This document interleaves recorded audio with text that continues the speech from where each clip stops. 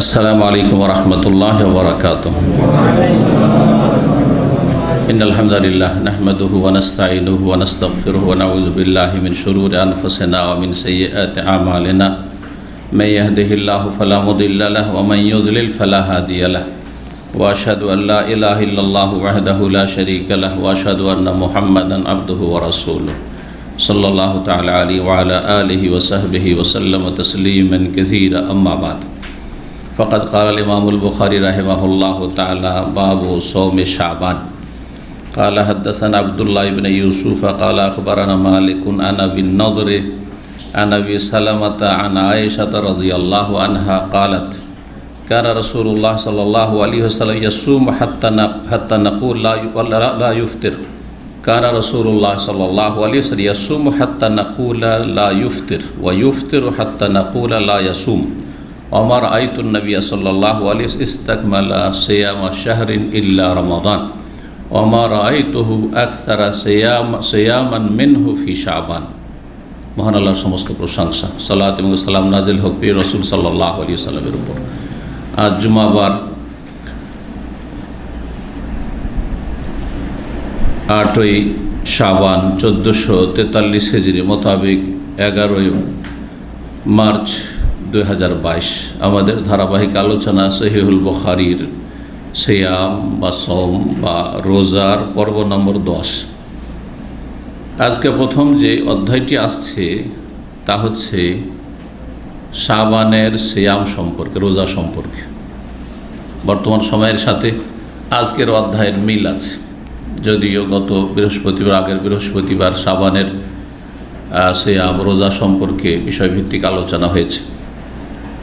গতকালকে বৃহস্পতিবারে যে আমাদের আলোচনা সেটাতে শাবানের বেদাত সম্পর্কে আলোচনা হয়েছে। এই দুটো আলোচনা গুরুত্বপূর্ণ, যারা এই সম্পর্কে জানতে চান জেনে নেবেন।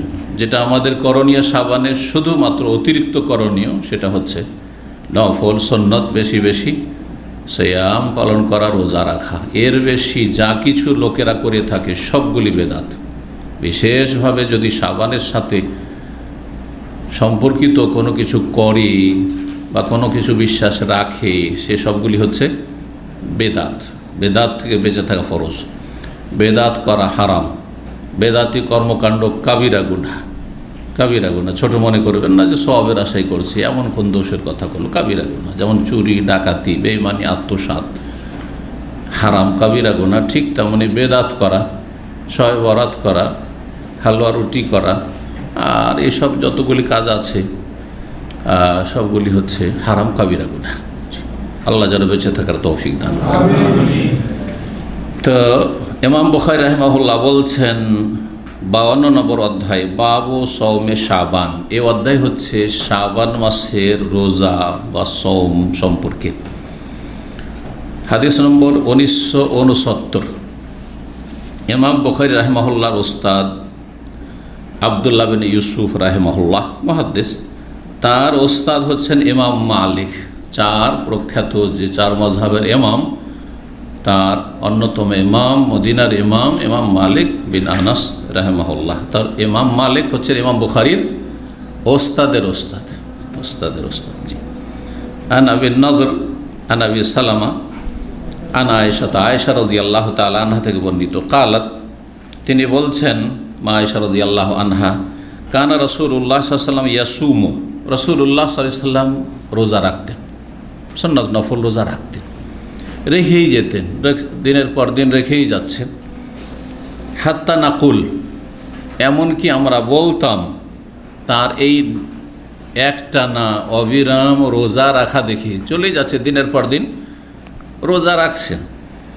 আমরা মনে মনে বলতাম যে লা ইফতির, তিনি আর দিনে মনে হয় পানাহারি করবেন না, রোজা ছাড়বেন না, গোটা মাস পুরা করেই দিবেন। হয়তো কখনো কখনো খুব বেশি অবিরাম নফল সুন্নত নবী সাল্লাল্লাহু আলাইহি ওয়াসাল্লাম রোজা রাখতেন, বিশেষ করে শাবান মাসে। আর অন্য মাসেও মাঝে মাঝে কয়েকদিন রোজা রাখছেন, আবার যখন ছাড়ছেন তো কয়েকদিন ছেড়েই দিচ্ছেন। ওই কথাটি বলছেন এখানে। ওয়াইফতেরও, আর মাঝে মাঝে নবী সাল্লাল্লাহু আলাইহি ওয়াসাল্লাম দিনে পানাহার করতেন, হ্যাঁ রোজাবিহীন থাকতেন, রোজা রাখতেন না। দিনের পর দিন চলে যাচ্ছে, সপ্তাহ চলে যাচ্ছে, হয়তো রোজা রাখছেন। তাহলে হাদিসে জাহাজের নবী সাল্লাল্লাহু আলাইহি ওয়াসাল্লাম সোমবার বৃহস্পতিবার রোজা রাখতেন, তাহলে এর সাথে কি সমন্বয় হবে? ওইটা কখনো কখনো, সবসময় না। মানে সারা জীবন সোমবার বৃহস্পতিবার রোজা রেখেছেন, এটা ভুল কথা, এটা ব্যাখ্যা। বেশিরভাগ সময় করেছেন কি সোমবার বৃহস্পতিবারে নফল সিয়াম রোজা রেখেছেন, কিন্তু কখনো কখনো ব্যতিক্রম ঘটিয়েছেন যাতে লোকেরা জরুরি না মনে করে। কারণ অনেকে মনে করে যে এত পরহেজগার লোক আর সোমবার বৃহস্পতিবার রোজা রাখে না, তাহলে এটা তার পরহেজগারিতে ত্রুটি। কারণ কেউ যদি আমার সম্পর্কে জানে সোমবার বৃহস্পতিবার রোজা রাখে না, তাই না, এই আমি যে রোজা রাখেন, আরে আরে তো অনেক নেক মানুষ মনে করি, অনেক ভালো মানুষ মনে করি, এত বড় শেখ সোমবার বৃহস্পতিবার রোজা রাখে না, বা মাসে 3টা রাখে না, না এই ধারণা যেন না হয়। আপনি কিছু নফল কাজ করলে অনেক পরহেজগার হয়ে গেলেন, আর ভাবলেন যে আমার মতো আর কেউ নেই, এই ধারণাটা অনেকের আছে। যারা প্রাথমিক পর্যায়ে কিছুটা দিনদারি নিয়ে এসেছে, পরহেজগার হয়েছে, তাদের মধ্যে এটা আছে, মন মানসিকতা আছে। হতে পারে আপনার মধ্যে একটা গুণে খুব অ্যাডভান্স আপনি, কিন্তু বহু গুণ ইসলামের আছে, বহু বৈশিষ্ট্য আছে, সেগুলোর ক্ষেত্রে অনেক পিছিয়ে আছে, যেগুলি শুধু নফল নয়, ফরজ। অন্তরটাকে প্রতিটি মুসলিম ভাই বোন সম্পর্কে সাফ রাখা, পরিষ্কার রাখা, কারো সম্পর্কে হিংসা বিদ্বেষ নেই, কারো সম্পর্কে কুধারণা নেই, কারো সম্পর্কে নেগেটিভ ধারণা নেই, কারো অকল্যাণ হোক, কারো ক্ষতি হোক, হ্যাঁ, কেউ মরুক, কেউ অসুস্থ হয়েছে, যাক, এগুলো হারাম কাজ। হ্যাঁ, আর ফরজ কাজ হচ্ছে অন্তরটাকে কি করা, সাফ সুতরা রাখা, পরিষ্কার রাখা। ইল্লা মান আতাল্লাহ বিকালবিন সালিম, জান্নাতে ওরাই যেতে পারবে যাদের অন্তরটা পরিষ্কার। কোনো মুসলিম সম্পর্কে কোনো বিদ্বেষ শত্রুতা নিয়ে ঘুমাবেন না। রাত্রিবেলা গেলেন, অন্তরটা সাফ করে আরামে ঘুম আসবে, কোনো টেনশন থাকবে না। কিন্তু যারা কোনো আক্রোশ নিয়ে, কারোর উপর রাগ নিয়ে, কারোর উপর কোনো রকম বিদ্বেষ নিয়ে, হ্যাঁ, মনের জ্বালা নিয়ে যে ওরা এই তো বেড়ে গেল, এই হয়ে গেল, কখনো শান্তি পাবেন না। যাদের রাতে ঘুম আসে না, বিভিন্ন কারণ আছে, তার মধ্যে এটা একটা অন্যতম কারণ। অনেকের পারিবারিক সমস্যার কারণ, অনেকে প্রবাসে দূরে থাকা, পরিবার থেকে দূরে থাকা কারণ, আপনাদের অধিকাংশ ভাইদের এইরকম কারণগুলো আছে। অথবা আপনার ওয়াইফ ও স্বামী থেকে দূরে, তার জন্য হয়তো ঘুম আসে না, হইতে পারে, এগুলো হতেই পারে, স্বাভাবিক। কিন্তু অনেকের আছে সব ঠিকঠাক আছে, স্ত্রী আছে, ছেলে মেয়ে আছে, সব পরিবারে আছে, তারপরও শান্তি নেই, ঘুম আসে না। কারণ কি? আল্লাহর সাথে সম্পর্ক দুর্বল, বিভিন্ন পাপ তাকে, তার রূহকে, আত্মাকে অশান্তিতে রেখেছে, তার কলব অশান্তি ভোগ করছে। হ্যাঁ, রূহ আত্মাকে সে আহার দেয় না, শরীরকে আহার দিচ্ছে, আত্মাকে আহার দিচ্ছে না। আল্লাহর জিকির থেকে গাফেল হয়ে রয়েছে, বিভিন্ন পাপে জড়িয়ে আছে, অথবা কোনো মুসলিম ভাই বোন সম্পর্কে নেগেটিভ ধারণা আছে, বিদ্বেষ আছে, কোনো কিছু নিয়ে কষ্ট দিয়েছে। হয় মাফ করতে পারেন, মাফ করেন, না হয় আল্লাহর উপরে ছেড়ে দিয়ে, হ্যাঁ, সবুর করে নেন। আর সবুর করা মানে অন্তর থেকে পরিষ্কার, অন্তর থেকে দূরে করে দাও। ও টেনশনে নিয়ে আসবেন না, কে কি আমার হক নষ্ট করেছে, কে টাকা পয়সা মেরে দিয়েছে, এইগুলো সাফ করে দেন। জরুরি নয় যে আপনাকে ছাড়তে হবে, মাফ করতে হবে, এটাও জরুরি না। পারলে ভালো, না হলে পারলেন না, কিন্তু আল্লাহর কাছে নেব, আমি বলে দিয়েছি, আল্লাহ রাব্বুল হাওয়ালা করে দিই, যথেষ্ট আমার জন্য। কিন্তু রাত্রে আক্রোশ নিয়ে ঘুমাবো, ঘুম আসবে না? আসবে না। জি, তো যাই হোক, কথা না বাড়িয়ে আগে বাড়ি। কি বলছিলেন বা কি বলছিলাম? ইমাম বুখারী রাহিমাহুল্লাহ যে হাদিসটি এসেছেন, মা আয়েশা রাদিয়াল্লাহু আনহা বলছেন যে নবী সাল্লাল্লাহু আলাইহি ওয়াসাল্লাম মাঝে মাঝে রোজা ছেড়ে দিতেন, গোটা সপ্তাহ হয়তো রোজা রাখছেন না। হাত্তা নাকুল, আমরা মনে মনে বলতাম, লা ইয়াসুম, আর মনে হয় নফল রোজা রাখবেন না, সব রকম করতেন। ওমর আইতুন নবী সাল্লাল্লাহু আলাইহি ওয়াসাল্লাম ইস্তাকমালা সিয়াম শাহরিন ইল্লা রমাদান, আর নবী সাল্লাল্লাহু আলাইহি ওয়াসাল্লামকে কোনো মাস পূর্ণ রোজা রাখতে, সিয়াম পালন করতে দেখিনি, রমজান ছাড়া পূর্ণ মাস কোনো মাসে রোজা রাখেননি, এবং ঠিকও না। এটাকে সমুদ্দাহার বলা হয়। সামনে একটা চ্যাপ্টার আসছে, ইনশাআল্লাহ ওখানে বিস্তারিত আলোচনা করবো। সারা জীবন রোজা রাখা এটা ঠিক না, কমপক্ষে ঠিক না কথাটি হচ্ছে মোটা কথা, ওর মধ্যে একটু মানে বিস্তারিত আলোচনা আছে, ইখতিলাফ আছে ওলামাদের, ইনশাআল্লাহ ওইটাকে সামনে তুলে ধরব। গত সপ্তাহ বলেছি যে ঠিক না, কোনো কথা যদি বলি ঠিক না, সেটা মকরুহ হইতে পারে, আবার হারাম হইতে পারে। এটা সবসময় মনে রাখতে হবে। ঠিক না কথাতে দুটোই কথা শামিল, বোঝা গেছে? দাঁড়িয়ে পান করা ঠিক না, বলা যাবে না, ঠিক না। কিন্তু দাঁড়িয়ে পান করা হারাম না, ভিন্ন হয়ে গেল। ঠিক না, এর মধ্যে মাকরুহ অপছন্দনীয় আছে, আর নাজাইজও আছে, হারাম আছে। এই জন্য কখনো কখনো আমি খুব সূক্ষ্ম ভাষায় কথা বলি, আপনাকে ভাষাটা বুঝতে হবে, এবং ফোকাহারা এরকম বলেছেন। হ্যাঁ, ঠিক না, ঠিক না, আমাদের দুটোই সামিল। জি। তো নবী সাল্লাল্লাহু আলাইহি সাল্লাম রমজান ছাড়া কোনো পূর্ণ মাসে রোজা রাখেননি। ওমা রাআইতুহু আকসারা সিয়ামান মিনহু ফি শাবান, আর নবী সাল্লাল্লাহু আলাইহি সাল্লামকে শাবানের চাইতে বেশি রোজা রাখতে, সিয়াম পালন করতে অন্য কোনো মাসে দেখিনি। তার মানে সবচাইতে বেশি নফল রোজা রেখেছেন কোন মাসে? শাবান মাসে। এটি সহিহ বুখারীর হাদিস যে নবী সাল্লাল্লাহু আলাইহি সাল্লামকে শাবানের চাইতে বেশি রোজা রাখতে অন্য কোনো মাসে দেখি নাই। এর আরেকটু ব্যাখ্যা সহিহ মুসলিমের হাদিসে রয়েছে। সে হাদিসে কি আছে? শেষ অংশটিতে ওয়াকানা ইয়াসুমু শাবানা ইল্লা কালিলা, নবী সাল্লাল্লাহু আলাইহি ওয়াসাল্লাম শাবানের অল্প কয়েকদিন ছাড়া সবগুলি দিন রোজা রাখতেন। ইল্লা কালিলা, অল্প কয়েকদিন ছাড়া, শেষ দিকে কয়েকদিন, 3 দিন, 5 দিন, 2-4 দিন, যাই হোক এইরকম রোজা রাখতেন না। কারণ 28-29 রোজা রাখা নিষেধ রয়েছে। রমজানের সাথে রোজাকে মিলিয়ে দেওয়া নিষেধ রয়েছে। একমাত্র কার জন্য পারমিশন আছে? যার বিশেষ কোনো দিনে বিগত তার লাইফে অভ্যাস আছে, যেমন সোমবার করে রোজা রাখা তার অভ্যাস, বৃহস্পতিবার করে রোজা রাখা তার অভ্যাস। আর বৃহস্পতিবার 30শে শাবান পড়লো বা 29শে শাবান পড়লো বা 28শে শাবান পড়লো, বৃহস্পতিবার অথবা সোমবার রাখবে না? রাখবে না, ওই লোক রাখবে। কিন্তু যাদের এই অভ্যাস নেই তারা 28, 29, 30 এই দিনগুলি শাবানের রোজা রাখবেন না, কারণ রমজানের সাথে রোজাকে শাবানের মেলানো যাবে না। তাহলে শাবানের অধিকাংশ দিনগুলিতে সিয়াম পালন করা কি বলবেন? হ্যাঁ, সুন্নাত না নফল? বলেন, সুন্নাত না নফল? সুন্নাত, মুস্তাহাব, নফলও বলতে পারেন। গতকালকে বলেছি নফল এই জন্য বলবেন যে নফল মানে অতিরিক্ত। কিসের অতিরিক্ত? ফরজের অতিরিক্ত। ফরজ না, ফরজ রোজা শুধু রমজান মাসে ফরজ। আর যদি কেউ মান্যত করে নেয় যে আল্লাহ যদি আমার ছেলেটা ভালো রেজাল্ট করে, পাস করে নেই, তো 5টা রোজা রাখবো, ফরজ হয়ে গেল। আল্লাহ আমার রুগীটা যদি ভালো হয়ে যায়, আমি 3টি রোজা রাখবো, ফরজ হয়ে গেল। তো ফরজ রোজা শুধু 2 রকম, বোঝা গেছে? ফরজ রোজা হচ্ছে 2 রকম, কি? রমজান আর মানতের রোজা।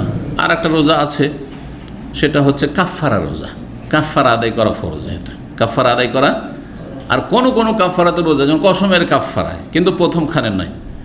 10 মিসকিনকে খাবার দেবেন বা 10 মিসকিনকে কাপড় দেবেন। যদি এটা না পারেন তখন 3টি রোজা, তখন বলবো যে রোজা এক ফরজ। তাছাড়া যত রোজা আছে এগুলি ফরজের অতিরিক্ত, সেই জন্য এগুলো কি? নফল। তাহলে শাবানের রোজাকে নফল বলা যাবে না? যাবে না, নফল এই অর্থে। সুন্নত কেন বলা যাবে? যে নবী সাল্লাল্লাহু আলাইহি ওয়াসাল্লাম রেখেছেন, সুতরাং এই অর্থে সুন্নাত। সুতরাং কেউ যদি বলে শাবানের সুন্নত রোজা, আর সুন্নত মানে ভালো, তো মুস্তাহাব রোজা, মুস্তাহাব মানে ভালো, সেটাও ঠিক। আর যদি বলে নফল রোজা, তাও ঠিক। 1974 নম্বর হাদিস, মা আয়েশা রাদিয়াল্লাহু আনহা বর্ণনা করছেন, বলছেন লাম ইয়াকুনিন নবী সাল্লাল্লাহু আলাইহি ওয়াসাল্লাম ইয়াসুমু শাহরান আকসারা মিন শাবান, নবী সাল্লাল্লাহু আলাইহি ওয়াসাল্লাম শাবানের চাইতে বেশি কখনো রোজা রাখতেন না। ফাইন্নাহু কানা ইয়াসুমু শাবানা কুল্লাহ, নবী সাল্লাল্লাহু আলাইহি ওয়াসাল্লাম শাবানের সবগুলি দিনে রোজা রাখতেন। সবগুলি দিনে মানে অধিকাংশ দিনে, প্রায় দিনে। সব কথাটি প্রায়ের ক্ষেত্রে, অধিকাংশের ক্ষেত্রে আমরাও আমাদের ভাষাতে অলংকার হিসাবে ব্যবহার করি না?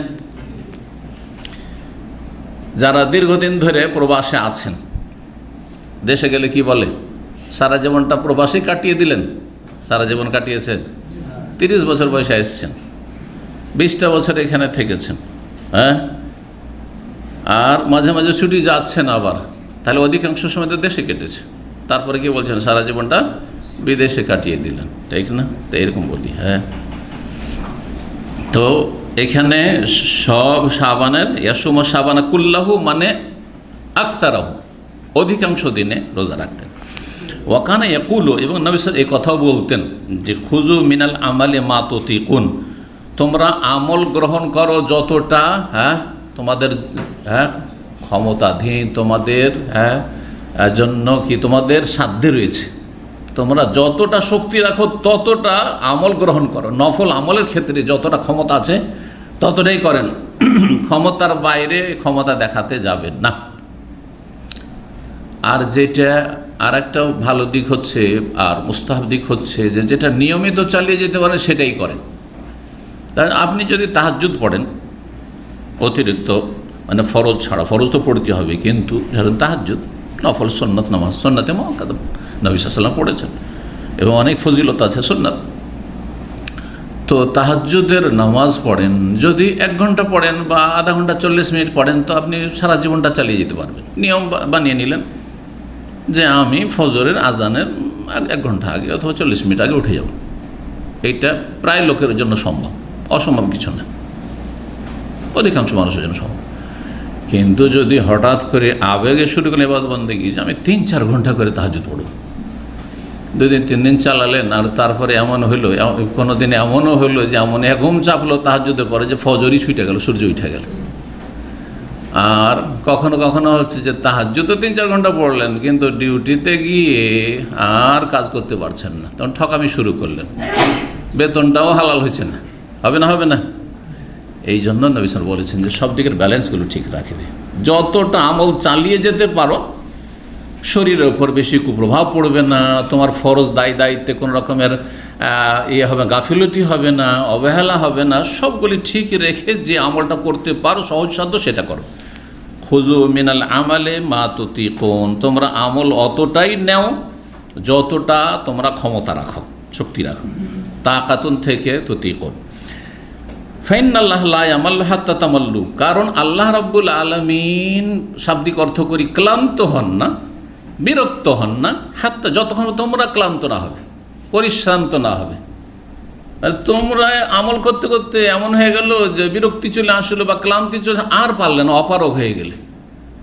কিন্তু তুমি যদি চালিয়ে যেতে পারো, বেশি নফল আমল তো আল্লাহ নেকি দিতে ক্লান্ত হন না, নেকি দিতে বিরক্তি বোধ করেন না। বোঝা গেছে? এটা শাব্দিক অর্থ, যদিও এর ভাব অর্থ আল্লাহ রাব্বুল আলামিন কখনো ক্লান্ত হন না। আমাসানা মিন লুগুব, আল্লাহ বলছেন যে আমি যে এত সৃষ্টি করেছি, আর কুল্লা ইয়াউমিন হুয়া ফি শান, প্রতিদিন আল্লাহ রাব্বুল আদেশ নিষেধ চলতি আছে। একসাথে কত লোক দোয়া করছে আল্লাহর কাছে, একসাথে কত লোক দোয়া করছে চিন্তা করেন তো, পৃথিবীতে চিন্তা করেন একসাথে কতটা হাত আল্লাহর সামনে উঠছে, আর কত রকমের দরখাস্ত একসাথে হচ্ছে, আর কত ভাষা দিয়ে চাওয়া হচ্ছে। আমরা 2-3টা ভাষার বেশি বুঝি না, যারা খুব বেশি বুঝি আমাদের অনেকে প্রশংসা করে যে আমি 4-5টা ভাষা বুঝি। ও মাশাআল্লাহ, আপনি উর্দুও জানেন, তো হিন্দিও জানেন, আপনি বাংলাও জানেন, আপনি আরবিও জানেন, মাশাআল্লাহ আপনি ইংলিশও বুঝেন। বাবারে এতগুলি ভাষা, কেউ তো 2টা ভাষা বুঝে না, ঠিক না? চিন্তা করেন, তা আল্লাহ রাব্বুল আলামিন সারা দুনিয়াতে কতগুলি ভাষা আছে, আবার এক এক ভাষাতে কত রকমের আঞ্চলিক ভাষা আছে, যে এক অঞ্চলের লোক আর অঞ্চলের ভাষা বুঝে না। শুদ্ধ বাংলা যারা বুঝে তারা চিটাগাঁয়ের বাংলা বুঝে না, সিলেটি বাংলা অনেকে বুঝে না, নোয়াখালী বুঝে না, ঠিক না? হা করে তাকিয়ে থাকে। সব নিজের নিজের ভাষায় দোয়া করছে না, করছে না? অনেকে আছে নিজের ওই আঞ্চলিক ভাষাতে আল্লাহকে দোয়া করছে, আল্লাহ সব বুঝছেন, সব শুনছেন। আচ্ছা, 2টো লোক যদি 2 দিক থেকে আমার সাথে কথা বলে, যেমন কিছুক্ষণ আগে দেখছি এদিক থেকেও কথা বলছে, আমার সাথে ওই দিক থেকে কথা বলছে, আমি শুনবো কারটা, ওই এদিকেও শুনছি আবার এদিকেও শুনছি, হয় না এটা। 2 জন লোক যদি আমার 2 কানে কথা বলে, তো বিরক্তির কারণ, আর আমি একটাও বুঝি না ওরটাও বুঝি না, এইদিকে তাল দিলে ওইদিকে ছুটে, ওইদিকে তাল দিলে ওইদিকে ছুটে। সুবহানাল্লাহ, কত দুর্বল চিন্তা করেছেন, কত দুর্বল। যতই শিক্ষিত হন না কেন, কান 2টা, তাও একজনের কথা শুনতে পারবেন। মা জাআলাল্লাহু লিরাজুলিন মিন কলবাইনি ফি জাওফি, কারণ মানুষের কথা উপলব্ধি করে কলব দিয়ে, হৃদয় দিয়ে, আর কলবে একটা, কলব হচ্ছে একটি, আল্লাহ কোরআনে বলে সূরা আহজাব। কিন্তু আল্লাহ রাব্বুল আলামিন একসাথে কোটি কোটি মানুষের আর লক্ষ লক্ষ ভাষায় আল্লাহর সামনে আরজি যাচ্ছে, শুনছেন আবার দিচ্ছেন, কবুল করছেন, দিচ্ছেন। সুবহানাল্লাহ। ফাবিআইয়ি আলাই রাব্বিকা ফাবিআইয়ি আলাই রাব্বিকুমা তুকাযিবান, আল্লাহর কোন নিয়ামতকে তোমরা তুচ্ছ মনে করবে, অস্বীকার করবে, ছোট মনে করবে? সুবহানাল্লাহ, চিন্তা করুন। জি, কি বলছিলাম, যে আল্লাহ রাব্বুল আলামিন ক্লান্ত হন না, মানে আল্লাহ নেকি দিতে গিয়ে আর দেওয়া যাবে না এমনটা করেন না। এটা মানুষের ক্ষেত্রে হয়, মানুষের ক্ষেত্রে হয়। আপনারা ধরেন মোটামুটি 100 লোক, 120টা লোক এখানে আসছেন, একদিন 130-32 হয়েছে, তো ইসলামিক সেন্টার খাবার দিয়ে দিচ্ছে কোন রকম করে, টেনে দিয়ে দিচ্ছে, ঠিক না? একসাথে 500 চলে আসে, যে না আমরা পারবো না এইসব সামলাইতে, 200-300 চলে আসে, 100 না না না তো পারা যাবে না, বলবে না। অথচ একটা ইসলামিক সেন্টার, আর যদি একজন ব্যক্তি হয়, হঠাৎ করে বাসাতে যদি 4-5টা মেহমান আসে সামলে নেবো, কিন্তু 50টা একসাথে চলে আসে, আল্লাহ হেফাজত করে। না বলে এরকম চলে এসছে, কোনো পরিস্থিতি নেই, কিচ্ছু নেই, হ্যাঁ রাস্তা থেকে বিদায়, ঠিক কিনা? একমাত্র বরযাত্রী জালেম, এরা জবরদস্তি খেতে আসে, আর এই জালেমরা হারাম খেতে আসে। এদেরকে নিরুপায় হয়ে বেচারা মেয়ের বাবাকে খাওয়াইতে হয়, ঋণ করজ করে হোক, আর যত রকম পেরেশানি উঠছে হোক, মেয়েটাকে কোনো রকম করে তুলে দিতে হবে যাতে আমার মেয়েটা শান্তিতে থাকে। এই হারাম খেতে যাচ্ছেন বরযাত্রীর খানা এই জন্য হারাম। 2-4-10টা লোক গেলে সবাই খাওয়াবে, কিন্তু 50, 100, 200, 250, আমি চোখের সামনে দেখেছি 200-250 লোক, 300 লোক, 500, আউযুবিল্লাহি মিনাশ শাইতানির রাজিম। রোজি হারাম, এদের খাবার হারাম, এদেরকে যারা নিয়ে যায় তারা হারাম কাজ করছে, কাবিরা গুনাহ করছে। লা তাকুলু আমওয়ালাকুম বাইনাকুম বিল বাতিল, আল্লাহ কোরআন নিষেধ করেছেন। কেউ কারো খাবার, একজন আপনি আপনার সঙ্গীর খাবার, আপনার রুমমেটের খাবার ফ্রিজে রাখা আছে, বিনা অনুমতিতে খেতে পারবেন না। একটা পেঁয়াজ আপনি বিনা অনুমতিতে দিতে পারবেন না, আপনি একটা মরিচ আপনি বিনা অনুমতি দিতে পারবেন না, আপনার অনুমতি লাগবে। যদি বলা থাকে অসুবিধা না ভাই, তোমার কিছু লাগলে নেবে, একটা কমন একটা পারমিশন আছে, তাহলে ঠিক আছে। কিন্তু আপনি লুকিয়ে লুকিয়ে যখন সাথী সঙ্গী নেই, ওর গ্যাস দিয়ে পাক করছেন, কিছু লোকের বদস্বভাব আছে, ওর আপনি কিছু নিয়ে নিচ্ছেন, তরি তরকারি কিছু নিয়ে নিলেন, ওর আপনি পেঁয়াজ রসুন নিয়ে নিলেন, ওর এটা সেটা নিয়ে নিলেন, জায়েজ নয়, হারাম। এটাই যদি হারাম হয় তাহলে এইরকম এত লোক গিয়ে খাবেন কারো বাড়িতে জায়েজ? বলছে খাওয়াচ্ছে, যে শখে খাওয়াচ্ছে না মজবুরিতে নিরুপায় খাওয়াচ্ছে? ও তো জিম্মি হয়ে আছে যে মেয়েকে বিদায় করতে হবে, কি করবে, মেয়েকে পুষবো কী করে? আমি 18 বছর 20 বছর পুষলাম, আর তো পোষা যাবে না। মেয়ের অনেক সময় পেটের ভাত দিতে পারবো, কিন্তু তা তো জীবন সঙ্গী দিতে হবে, না হলে তো এই সম্ভব না। এটা আমি তো চিরকাল বাঁচবো না, আর আমার ছেলেরা বোনকে কতদিন দেখবে? আর তাও যদি করে কোনো, যদি নিশ্চয়তা জমি জায়গা ধন সম্পদ সব দিয়ে দিলাম, যে মেয়ে বসে বসে খেতে পারবে, অনেক পয়সাওয়ালা আছে যে মেয়েকে খাওয়াইতে পারবে সারা জীবন, এত ধন সম্পদ দিয়ে মেয়ে বসে বসে বাড়িতে খেতে পারবে, মেয়েকে একটা বাড়ি দিয়ে দিল, কিন্তু স্বামী ছাড়া কি আর জীবন কাটাতে পারবে? মানসিক অশান্তি সারা জীবনের জন্য হয়ে যাবে। এত সহজ বিষয় নয়, কারণ আল্লাহ রাব্বুল সৃষ্টি করেছেন পুরুষকে নারীর মুখাপেক্ষী করে, আর নারীকে পুরুষের মুখাপেক্ষী করে। একজন অপরজনকে ছাড়া সারা জীবন কাটাতে পারে না, মানসিক পীড়াই ভুগবে। মজবুরিতে কী করবে, নিরুপায় হয়ে এই বরযাত্রীদেরকে খাওয়াচ্ছে, হারাম খাচ্ছে এরা। এই জন্য বলি যে এইটা পুরোপুরি বন্ধ করেন, কারণ এর শরীয়তে কোনো অস্তিত্ব নেই। নবীর কোন সাহাবী 5টা বরযাত্রী নিয়ে যে খেয়েছেন শ্বশুর বাড়িতে? 5টা, 3-4টা লোক নিয়ে খেয়েছেন, দেখান, প্রমাণ দেখান। না এমনিতে বিয়ে হয়েছে, ইজাব কবুল হয়ে গেল, ওলি আছে, হয়ে গেল, বিয়ে শাদী করে নিয়ে চলে গেল। কিন্তু 3জন লোক নিয়ে গিয়ে শ্বশুর বাড়িতে বিয়ের দিনে খেয়েছেন, এইরকম একটা হাদিস দেখান, ব্যাস এতটাই বললাম যথেষ্ট। তারপরেও মানুষ 10 জনকে খাওয়ায়। আমার বাসাতে যদি আপনারা 10 জন হঠাৎ করে চলে আসেন অথবা বলে আসেন, তো খাওয়াবো না? সচ্ছলতা থাকলে খাওয়াবো, আলহামদুলিল্লাহ। কিন্তু যদি 50 জন আসেন, হ্যাঁ, সেটা কষ্টকর, বিরক্তিকর, হ্যাঁ, সুতরাং এটা আপনার জন্য না, জায়েজ না এইভাবে আসা। তাহলে এইভাবে বরযাত্রী এসেছে হিন্দুদের থেকে, বরের সাথে যাত্রী ইসলামের কোনো অস্তিত্ব নেই, কোনো বরযাত্রী ইসলামে নেই আসলে। আল্লাহ সব হারাম থেকে এবং এই হারাম বিবাহ থেকে আল্লাহ যেন মুসলিমদেরকে বেঁচে থাকার তৌফিক দান করেন, ফিরে আসার তৌফিক দান করেন। কত যে পাপ আমাদের সমাজে আছে, বহুমুখী পাপ আছে, শিরক কুফরি বেদাত থেকে শুরু করে এই সামাজিক পাপ, আর বৈবাহিক পাপ, আর ব্যবসা বাণিজ্যের পাপ, আর কত রকমের যে পাপে ডুবে আছে, পারিবারিক পাপ, পাপের শেষ নেই। সমস্ত পাপ থেকে আল্লাহ যেন মুসলিমদেরকে পাপ বুঝার তৌফিক দান করেন, পাপ থেকে ফিরে আসার তৌফিক দান করেন। তো কি বলছিলাম, আল্লাহ নেকি দিতে গিয়ে আর পারবো না, এটা করেন লায়ামাল্ল, নেকি দিতে আল্লাহ বিরক্তি বোধ করেন না। কত আমল করে করো না, আমি দিতেই থাকবো। ও আহাব্বুস সালাত ইলান নবী সাল্লাল্লাহু আলাইহি ওয়াসাল্লাম মা দুওয়া আলাইহি ওয়া ইন কাল্লাত। আর নবী সাল্লাল্লাহু আলাইহি ওয়াসাল্লামের কাছে সবচেয়ে প্রিয় নামাজ, প্রিয় সালাত ছিল এমন সালাত, যেই সালাত নিয়মিত আদায় করা হয়, স্থায়ীভাবে আদায় করা হয়, যেটা শুরু করেছেন নিয়মিত করার চেষ্টা করেন। তাহাজ্জুদ শুরু করেছেন, আবার এটাকে আমাদের দেশের মানুষরা মনে করে অনেকে, কিন্তু যে তাহাজ্জুদ শুরু করলে সারা জীবন চালিয়ে যাওয়া ফরজ, এটাও ভুল কথা। সারা জীবন চালিয়ে যাওয়া ভালো।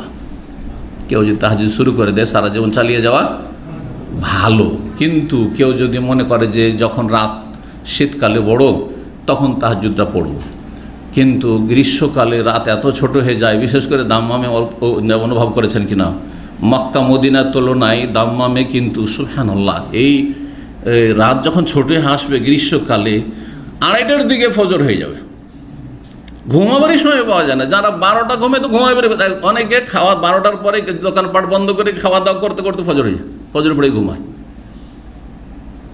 আর শীতকালে গিয়ে 5টা পার হয়ে যাচ্ছে ফজর আজান হইতে, কোথায় 2:30 কোথায় 5। কিন্তু মক্কা মদিনাতে এইরকমটা হয় না।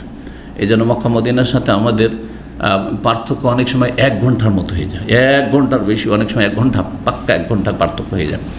তো এই বিষয়টি অনেকেই হয়তো অনুভব করেছেন। ছোট রাতগুলোতে আমি তাহাজ্জুদ পড়ব না, বড় রাতে পড়ব, জায়েজ নয়? অবশ্যই জায়েজ।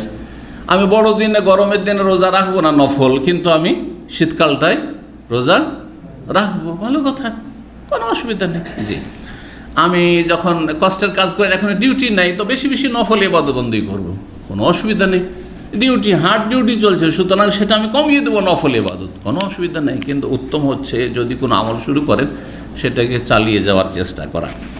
এইরকমই সলাতুদ দোহা। তবে সলাতুদ দোহা নবী সাল্লাল্লাহু আলাইহি ওয়াসাল্লাম মাঝে মাঝে পড়েছেন আর মাঝে মাঝে ছেড়েছেন, সুতরাং এইরকমটা করাটা বেশি ভালো।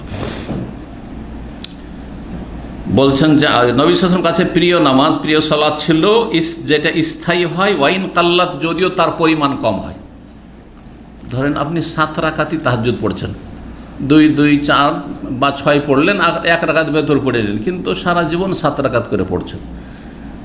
এটা বেশি ভালো কিসের চাইতে? সপ্তাহে 2 দিন শুধু পড়েন আর 11 রাকাত করে, ওর চাইতে ভালো, ওর চাইতে ভালো। এইরকমই রোজার ক্ষেত্রে, রোজার সিয়ামের অধ্যায় চলছে, রোজার ক্ষেত্রে প্রতি মাসে 3টা করে রোজা রাখেন, কিন্তু কোনো মাসে 10টা 15টা রেখে নিলেন, আর কোনো মাসে 1টিও রাখতে পারলেন না। এর চাইতে উত্তম হচ্ছে জায়েজ, কিন্তু এর চাইতে উত্তম হচ্ছে প্রতি মাসে কিছু না কিছু আমল করা, জিকির আজকার প্রতিদিন কিছু না কিছু করেন। একদিন সারাদিন শুধু জিকির আজকার, শতবার জিকির আজকার, তওবা ইস্তেগফার, লা ইলাহা ইল্লাল্লাহ, লা হাওলা ওয়ালা কুওয়াতা ইল্লা বিল্লাহ, আর কত জিকির আজকার। আর একদিন একেবারে জিরো, এমনটা পছন্দনীয় না, এমনটা ভালো নয়। কারণ প্রতিদিন কিছু না কিছু আপনার ফরজের সাথে নফল ইবাদতবন্দি হইতে হবে, এটাই ভালো। তারপরে বলছেন ওয়াকানা ইযা সাল্লা সালাতান দাওয়াম আলাইহা, নবী সাল্লাল্লাহু আলাইহি ওয়াসাল্লামের অভ্যাস ছিল যে যখন কোনো সালাত পড়তেন, নামাজ পড়া শুরু করলেন, নফল নামাজ, দাওয়াম আলাইহা, সেটা স্থায়ী করতেন।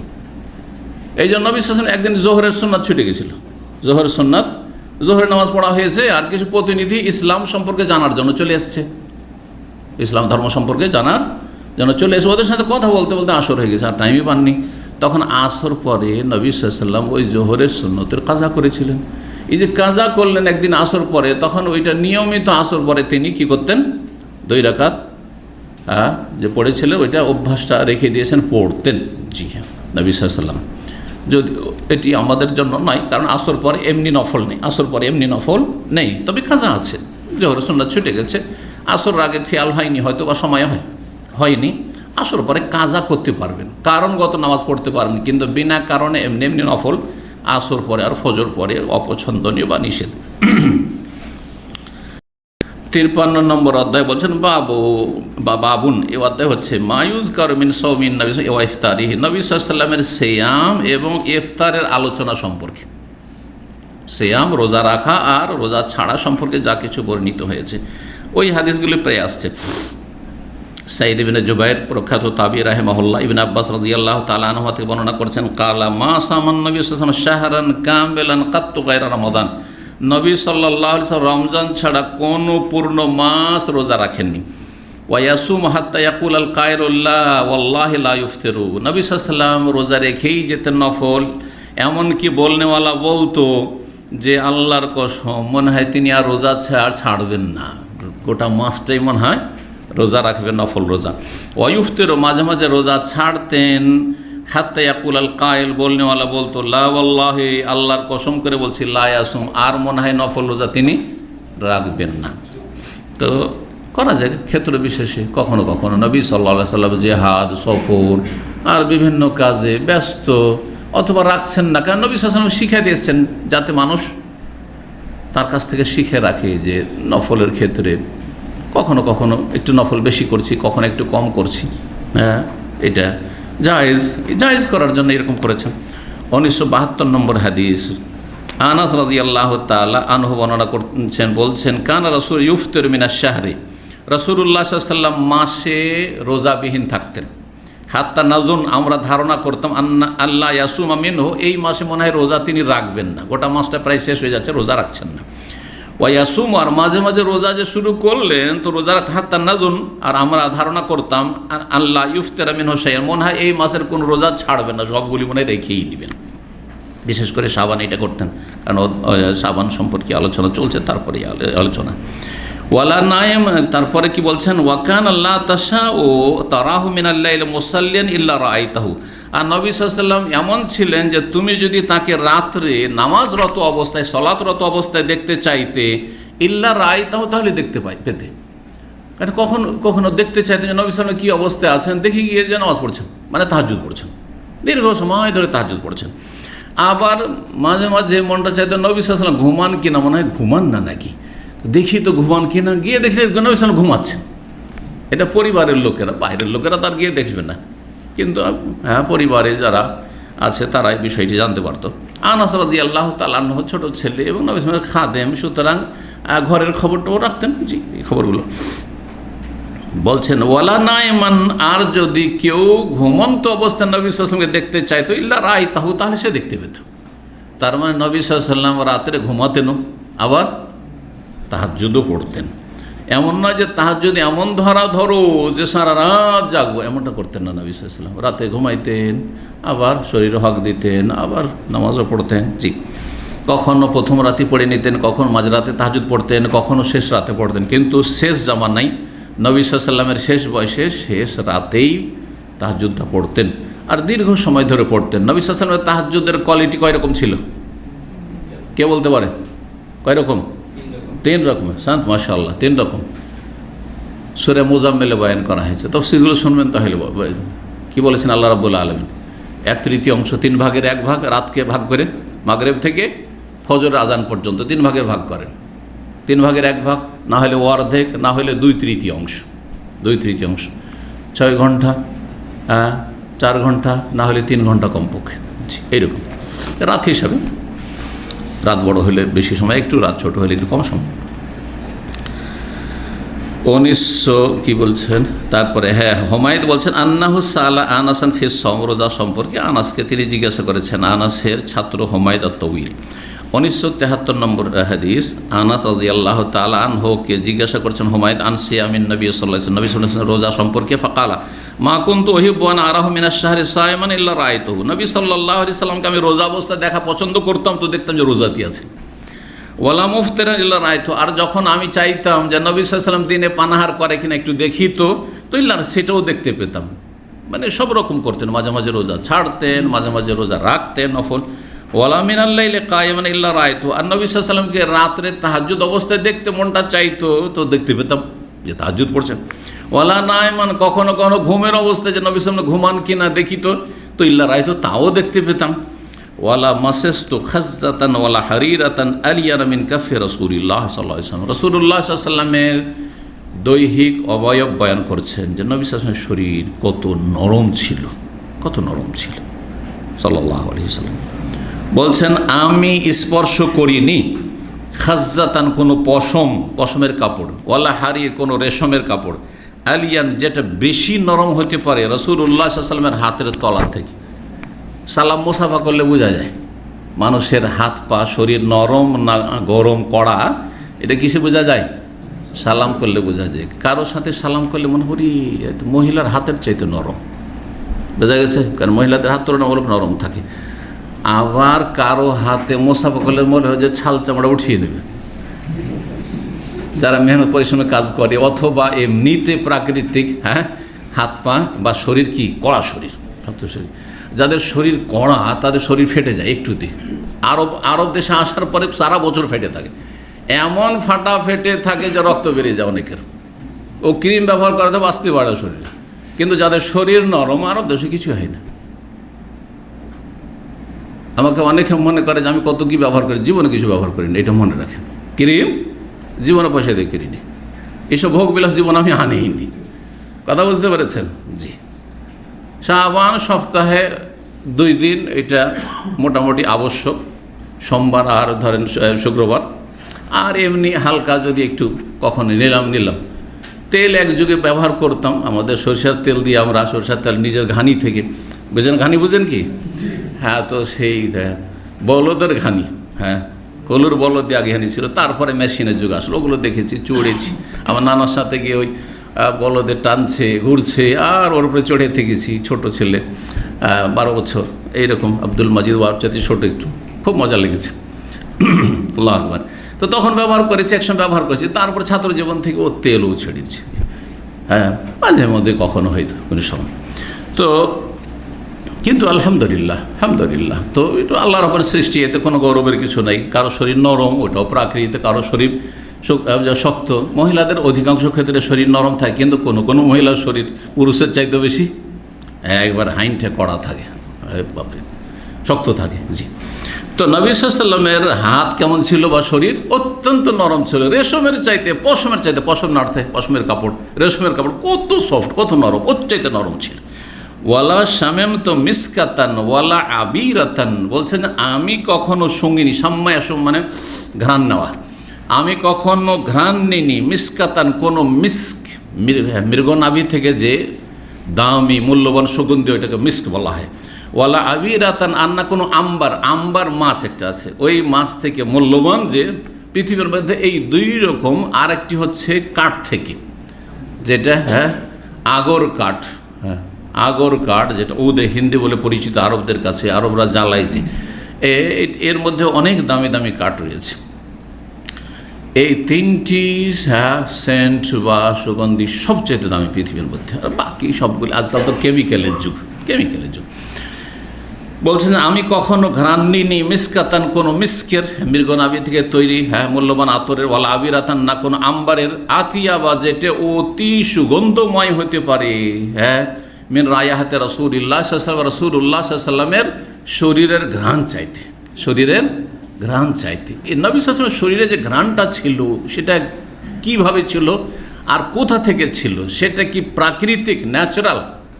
এটা একটা উক্তি যে নবী সাল্লাল্লাহু আলাইহি ওয়াসাল্লামের শরীরেই ঘ্রাণ ছিল, কোনো আতরের ফল নয়। এটাও একটা মত আছে, আল্লাহু আলাম। আর আরেকটি মত হচ্ছে, আর এটা হাদিস দ্বারা প্রমাণিত, নবী সাল্লাল্লাহু আলাইহি ওয়াসাল্লাম খুব বেশি আতর সুগন্ধি ব্যবহার করতেন। আতর সুগন্ধি কী করতেন? ব্যবহার করতেন, যার ফলে নবী সাল্লাল্লাহু আলাইহি ওয়াসাল্লামের শরীর থেকে সবসময় ঘ্রাণ ছুটত। সবসময় কী করত? ঘ্রাণ ছুটত। নবী সাল্লাল্লাহু আলাইহি ওয়াসাল্লাম বলেছেন যে আমার কাছে 3টি জিনিস পৃথিবীর সবচেয়ে প্রিয়, হুব্বিবা ইলাইয়া মিনাদ দুনিয়া সালাসা, দুনিয়ার 3টি জিনিসের ভালোবাসা আমার অন্তরে ঢেলে দেওয়া হয়েছে। কে বলতে পারে 3টি জিনিস? এক যে বলবে হাত তুলবে, বলেন। স্ত্রী, নেশা, সালাত, আর তিব, আতিব অন্নেসা ও জুইলাত কুররাতু আইনি ফিস সালাহ, কি বলে? সুগন্ধি বলেছেন। আর স্ত্রীর ভালোবাসা, নবী সাল্লাল্লাহু আলাইহি ওয়াসাল্লাম স্ত্রীকে খুব বেশি ভালোবাসা। সুতরাং যেসব স্বামীরা, যেসব পুরো স্ত্রীকে ভালোবাসে, জানতে হবে নবী সাল্লাল্লাহু আলাইহি ওয়াসাল্লাম ভালো চরিত্র আছে। আর যারা স্ত্রীকে দেখতে পারে না, খালি মারধর করে বা গালমন্দ করে, তারা বদ চরিত্রের লোক, তারা ভালো মানুষ নয়। এটা ভালো করে শুনে রাখেন। সুতরাং এই খারাপ চরিত্র কারো থাকলে এখান থেকে মুক্ত হন, কারণ নবী সাল্লাল্লাহু আলাইহি ওয়াসাল্লাম আদর্শ এটা না। দুর্বলদেরকে ভালোবাসা, একটা ফর্মুলা জানেন, যারা ভালো মানুষ তারা দুর্বলদেরকে ভালোবাসবে, আর যারা খারাপ মানুষ তারা সবলদেরকে ভালোবাসবে দুনিয়ার স্বার্থের জন্য। কথা বলছে? শক্তিশালী যারা মজবুত, তার সামনে ভিজা বিড়াল হয়ে যাবে। ভিজা বিড়াল হিসেবে বদ চরিত্রের লোক না। নরমের সাথে যে দুর্বল আপনার চাইতে, তার সাথে ভালো আচরণ করছেন আপনি, যে আপনার বাড়াবাড়ি, সীমা লঙ্ঘন, জুলুম হইলে কোনো প্রতিশোধ নিতে পারবে না, একটা কথাও বলতে পারবে না, তার সাথে আপনি ভালো আচরণ করছেন, এইটা আপনার ভালো চরিত্রবান হওয়ার পরিচয়। আর শক্তিশালী চোর ডাকাতের সামনে সবাই সোজা, ঠিক কিনা? দুর্দান্তের সামনে সবাই সোজা হয়, কিন্তু ওইটাতে আপনি ভালো মানুষ প্রমাণিত না। যে জি হুজুরি করছে, যেখানে দুনিয়ার স্বার্থ রয়েছে, বাইরে কলিগদের সাথে আর বসের সামনে সার সার সার আর কত যে সার, হ্যাঁ, সেকেন্ডে সেকেন্ডে সার সার করছেন, আর স্ত্রীর ওপরে এসে জুলম অত্যাচার বাড়িতে করছেন, ছেলে মেয়েদের সাথে বদ চরিত্র, আপনি খারাপ মানুষ আপনি। কথা বোঝা গেছে? জি। ইন্নামা তুনসারুনা তুরজাকুনা বিদুআফাইকুম, আল্লাহু আকবার। নবী সাল্লাল্লাহু বলেছেন, তোমাদেরকে আল্লাহ রুজি দেন এবং তোমাদেরকে আল্লাহ সাহায্য করেন, সুস্থ রাখেন, বালা মুসিবত থেকে মুক্ত রাখেন, সবগুলি সামিল এই হাদিসে। কিসের ওসিলাতে? তোমাদের যে অধীনে দুর্বলরা রয়েছে তাদের ওসিলাতে। প্রত্যেকের অধীনে দুর্বল আছে। আপনার স্ত্রী দুর্বল আপনার তুলনায়, আপনার ছেলেমেয়েরা দুর্বল, আপনার কচিকাচারা দুর্বল, তাদেরকে খাওয়াইতে হচ্ছে, আর তাদের জন্য কত কষ্ট করতে হচ্ছে। তারপরে আপনার ছোট ভাই বোন থাকে দুর্বল, আপনার তালাকপ্রাপ্ত বোন থাকে দুর্বল, বিধবা বোন এসে আছে আপনার বাড়িতে দুর্বল, এইভাবে সমাজের গরিবরা আছে দুর্বল, অসহায় দুর্গত বিধবা ইয়েতিম এরা সমাজের দুর্বল।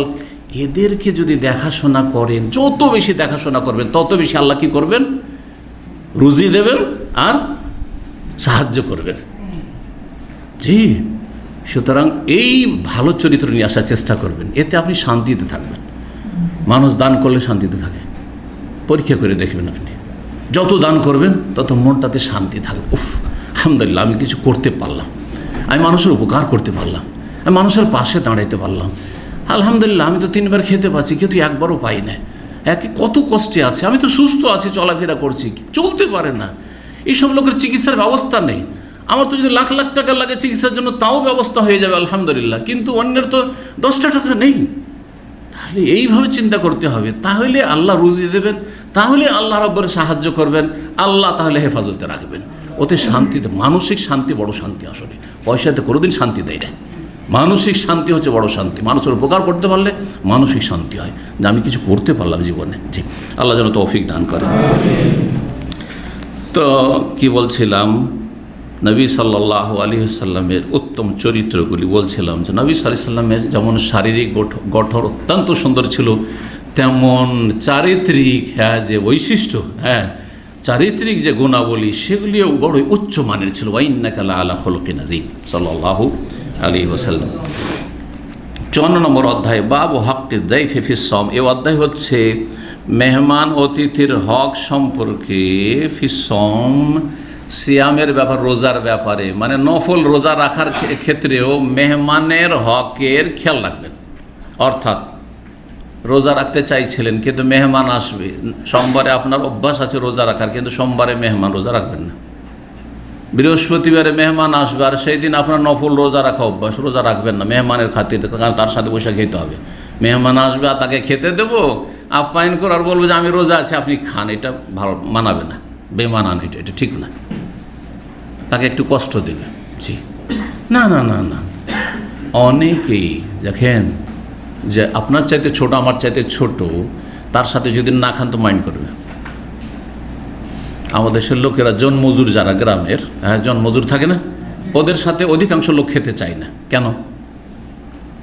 অনেকে কিন্তু বিষয়টা উপলব্ধি করে না, সেই জন্য ভালো মানুষ, কিন্তু উপলব্ধি করে না যে ওর সাথে এমন কি জরুরি। আমি আমার স্ত্রীর সাথে খেলাম, ছেলে মেয়েকে নিয়ে খেলাম, জনমজুরের সাথে কেন খাবো, ওদেরকে খাওয়া দাওয়া দিয়ে দিলাম আলাদা করে, কিন্তু ও কিন্তু মাইন্ড করে বসে আছে, খাচ্ছে না, কারণ ও মালিক না, ও আমার সাথে খায়, ওর মধ্যে একটা অহংকার কাজ করছে।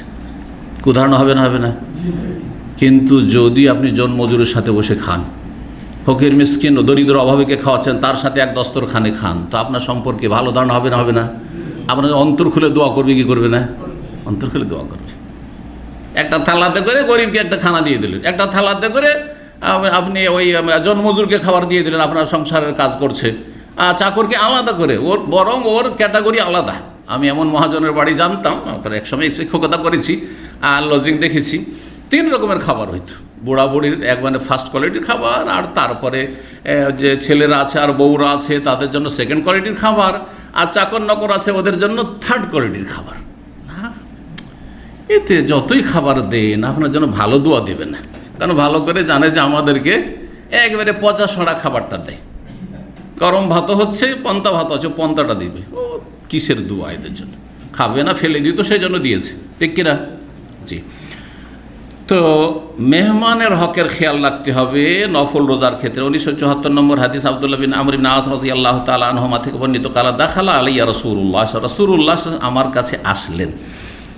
আর তারপরে লম্বা হাদিস রয়েছে, সংক্ষেপ করে দিয়েছেন, ইয়ানি মানে অর্থাৎ ইন্না লিজাউরিকা আলাইকা হাক্কান। নবী সাল্লাল্লাহু বললেন যে দেখো তোমার জিয়ারতকারী, ভিজিটকারী, জৌর জিয়ারা থেকে আর কে ভিজিট করে? মেহমান, অতিথি। তার সুতরাং জৌর মানে হচ্ছে দাইফ, তাহলে তোমার অতিথির তোমার ওপর প্রাপ্য রয়েছে, অধিকার রয়েছে। অতিথিকে হক দিতে হবে, খাওয়া দাওয়া খেতে হবে।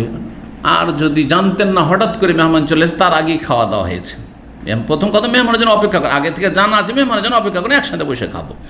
আর তারপরে জানতেন না হঠাৎ করে মেহমান চলে এসে, খাওয়া দাওয়া করে নিয়েছেন, তাহলে বসে থাকেন, যতক্ষণ মেহমান খাচ্ছে উঠি খাওয়ান, একটু বসে থাকেন। চাপাচাপি করতে হবে, এটা শরীয়ত নয়, কিন্তু এটা আবার আমাদের সে লোকেরা কিছু বাড়াবাড়ি করে, খাবে না তারপর চাপিয়ে দিবে, খাবে না তারপর চাপিয়ে দিবে, ক্ষতি করছেন। এটা আমি পছন্দ করি না, আর এটা শরীয়ত না। স্বাধীনভাবে খেতেন, কার যে কোনটাতে রুচি আছে কি জানেন। কেউ যদি চিকেন উঠিয়ে দিয়ে দেয়, আজকাল আপনারা তো চিকেনই পছন্দ করেন না, তো বিপদ হবে না? হ্যাঁ, কেউ মাছ খেতেই জানে না, দিলেন মাছ উঠিয়ে, হবে কাজ।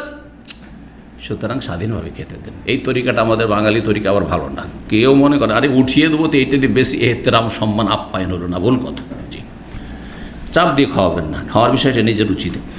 তো মেহমানের হক রয়েছে, বসে থাকে। আচ্ছা, মেহমানের হকের মধ্যে গল্প করা, আসলো আর সাথে সাথে ওকে বাস দেখিয়ে দিলেন, বাথরুম দেখিয়ে দিলেন, আর তার বিছানা দিয়ে দিলেন, আর বললেন যে ঘুমান। একটু গল্প স্বল্প কিছুই করলেন না, মাইন্ড করবে না? করবে না? কিছুক্ষণ বসে একটু গল্প করেন, কথাবার্তা বলেন, তারপরে তখন যান ঘুমান, অথবা নিজের কাজে যান। হ্যাঁ, কিন্তু কথা বলেন, গল্প করেন। ওয়াইন্না লিজাওজিকা আলাইকা হাক্কান, তোমার স্ত্রীর তোমার ওপর প্রাপ্য রয়েছে। জওজ মানে যেমন স্ত্রী হয় তেমন স্বামী হয়। হ্যাঁ, তো এটা অর্থ করতে পারেন তোমার স্বামীর, হে মহিলা, তোমার স্বামীর তোমার ওপর কি রয়েছে? হক রয়েছে। স্বামী স্ত্রী একে অপরের উপর হক রয়েছে। ফকুল তো আমি জিজ্ঞাসা করলাম, আমা সম দাউদ আলাইহিস সালামের রোজা কি? কারণ নবী সাল্লাল্লাহু আলাইহি সাল্লাম বলে এত রোজা রাখা চলবে না, খুব বেশি এই আরও পারবো, আরও পারবো, আসছে হাদিসগুলো। নবী সাল্লাল্লাহু শেষখানে বললে যদি করতে চাও তাহলে কি করো? দাউদ আলাইহিস সালামের রোজা রাখো, দাউদ আলাইহিস সালামের সিয়াম পালন করো। তখন জিজ্ঞাসা করে যে আমা সম দাউদ, জানা ছিল না আব্দুল্লাহ বিন আমর ইবনে আস যে দাউদ আলাইহিস সালামের রোজা আবার কি? তখন নবী সাল্লাল্লাহু বললেন নিসফুদ্দাহরি, অর্ধেক জামানা, অর্ধেক যুগ। অর্ধেক যুগ মানে বছর হচ্ছে 12 মাসে, তার মধ্যে 6 মাস রোজা, আর 6 মাস কি ছাড়া। একটা না 6 মাস রোজা না, ওই রকম না। কি করবেন? রমজান একটা না, আর তারপরে একদিন রোজা আরেকদিন ছেড়ে দেন, একদিন রোজা আরেকদিন ছেড়ে দেন, অথবা 2 দিন 3 দিন রাখলেন সপ্তাহে, 2 দিন 3 দিন রাখলেন না, এরকম করা যেতে পারে। 55 নম্বর অধ্যায় বলছে বাবু হাক্কিল জিসমে ফিস সওম।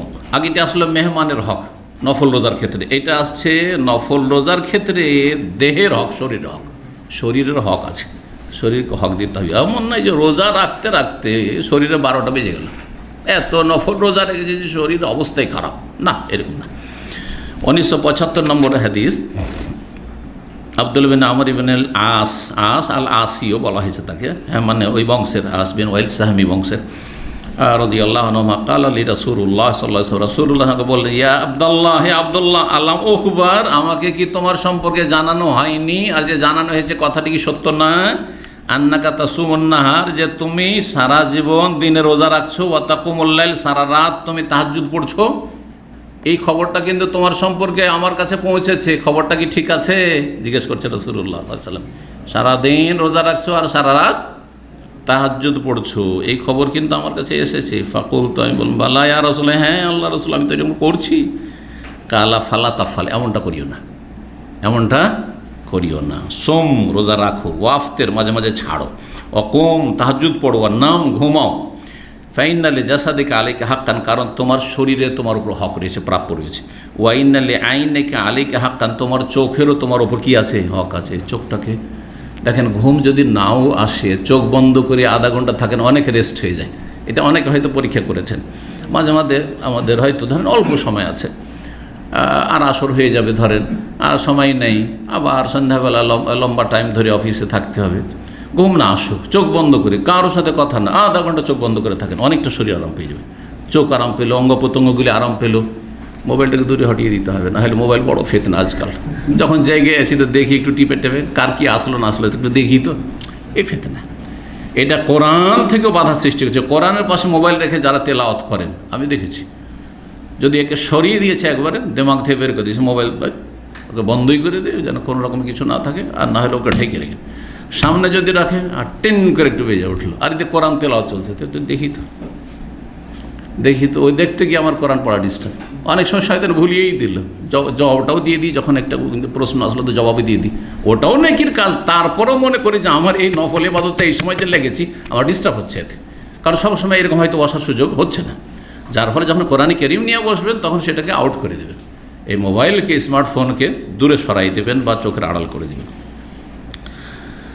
চোখেরও হক রয়েছে, ওয়াইন্না লিজাওজিকা আলাইকা হাক্কান, তোমার স্বামীরও তোমার উপর হক রয়েছে, তোমার স্ত্রীরও তোমার উপর হক রয়েছে। ওয়াইন্না লিজাওরিকা আলাইকা হাক্কান, তোমার অতিথিরও তোমার উপর হক রয়েছে। ওয়াইন্না বিহাসাবিকা আন তাসুমা মিন কুল্লি শাহরিন সালাসাতা আইয়াম, আর তোমার জন্য যথেষ্ট, বেহাসবেকা মানে হাসবোকা, তোমার যেমন হাসবি আল্লাহ মানে আমার জন্য আল্লাহ যথেষ্ট, তোমার জন্য যথেষ্ট হবে আন তাসুমা মিন কুল্লি শাহর, প্রতি মাসে রোজা রাখবে, সালাসাতা আইয়ামে 3 দিন, মাসে 3টে করে রোজা রাখো।